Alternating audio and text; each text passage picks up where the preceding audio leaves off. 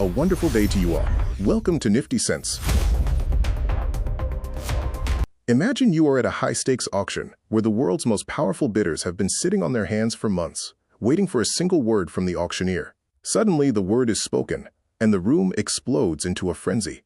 Today, February 3, 2026, was that day for Dalal Street. But amidst the roar of a 2,000-point Sensex rally, there is a hidden narrative. While the headlines scream trade deal, the real story lies in the institutional footprint, the quiet footprints left by the giants of the market while everyone else was distracted by the fireworks. Why did the market give up half of its morning gains? Is this a relief rally or a structural shift? Stay with me, because today's breakdown will show you exactly where the big money is moving while the crowd is busy celebrating. The pulse of the market. Closing figures, February 3, 2026. Nifty 50 to 25,727.10. Filled up pointing triangle 638.70 PTS, plus 2.55%. Sensex, 83,739.35, filled up pointing triangle 2,072.90 PTS, plus 2.54%. Intraday peak. Markets touched a record high of 26,341 Nifty and 85,871 Sensex in the opening hour before cooling off. Top 10 impactful headlines. The Trump-Modi pivot. U.S. President Donald Trump announced an immediate reduction in reciprocal tariffs on Indian goods from 25% to 18%.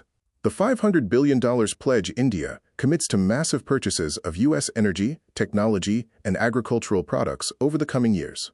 The Russian oil relief reports suggest the 25% penal tariff previously levied on India for purchasing Russian crude has been shelved as part of the new trade architecture.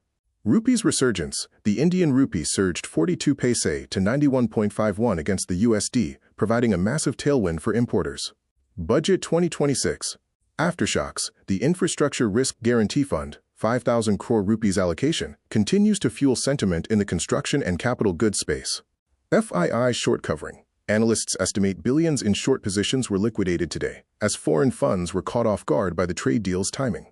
Textile circuit breakers. Major textile players like KPR Mill and Wellspun Living hit 20% upper circuits following the tariff news. The EU-India shadow. Parallel trade talks with the European Union are nearing completion, adding to the double trade deal euphoria.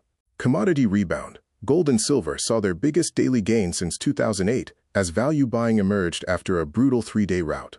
Institutional tug-of-war. While DIIs remained aggressive buyers, the morning's gap-up allowed some FIIs to actually use the liquidity to offload non-core holdings.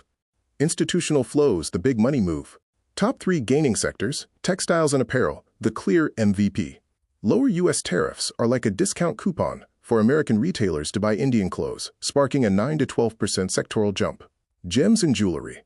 With export barriers falling and gold prices stabilizing, this sector sparkled with 5 to 7% gains. IT services. Seen as a proxy for improved Indo-US relations, tech giants saw heavy accumulation.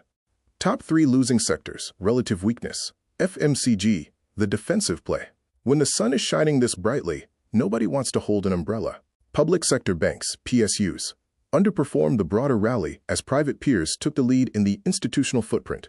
Brokerages continued to face structural weakness due to the Budget 2026 hike in Securities Transaction Tax, STT, on derivatives. Institutional flows, the big money move. FII, foreign institutional investors. Net activity shows a massive rotation. While they covered shorts in the morning, their net cash activity remained cautious as they waited for the fine print of the trade deal. DII, domestic institutional investors, remained the anchor. DIIs have consistently used every dip as an accumulation zone, providing the floor that saved the market from a deeper afternoon correction. Market breakdown, the global supply chain analogy. Think of the Indian market as a massive factory and the US/global economy as the world's largest shopping mall. For the last few months, the mall manager, the US, had placed a 50% entry fee, tariffs, on our factory's delivery trucks. This made our goods expensive, and our factory owners, Indian corporates, were worried. Today, the entry fee was slashed to 18%. Why did the market rally then drop? Imagine you hear a rumor that your favorite store is having a 90% sale. You rush there. The morning gap up. When you arrive, you realize the sale is actually 50%. It's still great, but some of the initial excitement fades, and people start leaving the store. Afternoon profit booking. The macro logic. The world is moving towards friendshoring. The US and EU are diversifying away from China. India is positioning itself as the reliable insurance policy for global supply chains. When taxes and tariffs go down, it's not just about saving money, it's about volume. More orders mean more work for our factories, which leads to higher earnings per share, PE expansion. Green Flag Deep Dive. 2 stocks with institutional footprints. 1. KPR Mill, Textile Titan, Value Moat. KPR is a vertically integrated player. They grow the cotton, spin the yarn, and stitch the clothes. Why the green flag? In the tariff war, they were the most bruised. Now, with the US 18% tariff regime, their margins are expected to expand by 400 to 500 basis points. We see a structural strength here because their order book for the next 18 months is being revised upwards by global brands. Professional analogy, KPR is like a restaurant that grows its own vegetables. Even if food prices go up for everyone else, their cost stays low. Now that the delivery tax has been cut, they can serve more customers than ever. 2. Adani Ports, the Gateway King. Value Moat. You cannot trade with the world without a port. Adani Ports controls the toll booths of Indian trade. Why the green flag? The India-US deal includes a $500 billion energy and tech purchase. That energy, coal, LNG, and tech, must pass through ports. We observed institutional accumulation today, despite the stock giving up some gains. The FIIs are looking at the long-term institutional footprint of increased trade volume. The dark horse, specialty chemicals. While everyone was looking at textiles, the specialty chemicals sector showed quiet accumulation. Why? Most chemicals are the ingredients for the products being exported. If India is going to export more textiles and pharma to the US, the chemical companies providing the dyes and raw materials will see a surge in demand.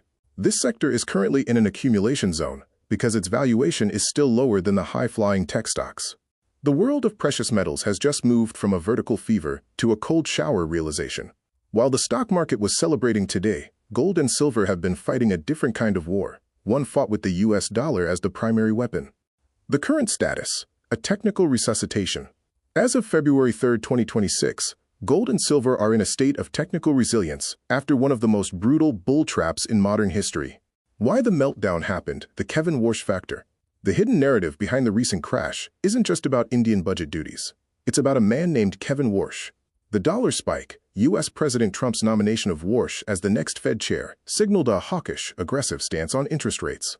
The logic: gold and silver are like non-interest-bearing savings accounts. When the Fed chair hints at higher rates, the U.S. dollar becomes a high-interest account. Investors dump their gold, which pays no interest, to grab dollars. The future situation: a two-track narrative. 1. Gold, the sovereign anchor.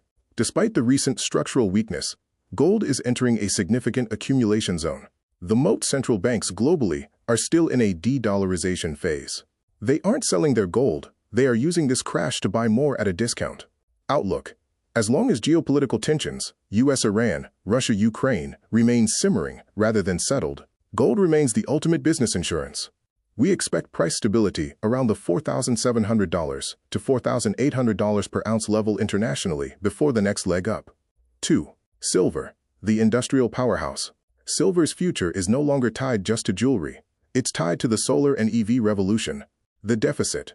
We are currently in a massive structural supply deficit. The world is using more silver for solar panels than it can dig out of the ground. The dark horse outlook. While silver crashed harder because it's volatile, like a small-cap stock compared to gold's large-cap status, its industrial floor is solid. Once the margin call selling stops, silver is positioned for a relative strength breakout in late 2026. The Senior Strategist's core lesson. The recent crash was a sentiment reset. Prices had moved too far, too fast, detached from reality. Today's bounce back shows that the institutional footprint is still there, but the easy money phase is over. Wealth preservation thought: never buy the peak of euphoria. The best time to build a value moat in gold and silver is when the headlines are crying about a crash, not when they are celebrating a record high. The conclusion: wealth preservation in a volatile world. Today's core lesson is about noise versus signal. The noise was the 2,000-point jump. The signal is the fundamental shift in global trade alliances. In a world of shifting tariffs and taxes, wealth preservation isn't about chasing the biggest rally. It's about identifying the companies with a value moat that can survive any political weather. Remember, the market is a voting machine in the short term. Today was a vote for the trade deal, but a weighing machine in the long term. Focus on the weight of the company's earnings, not the volume of the news.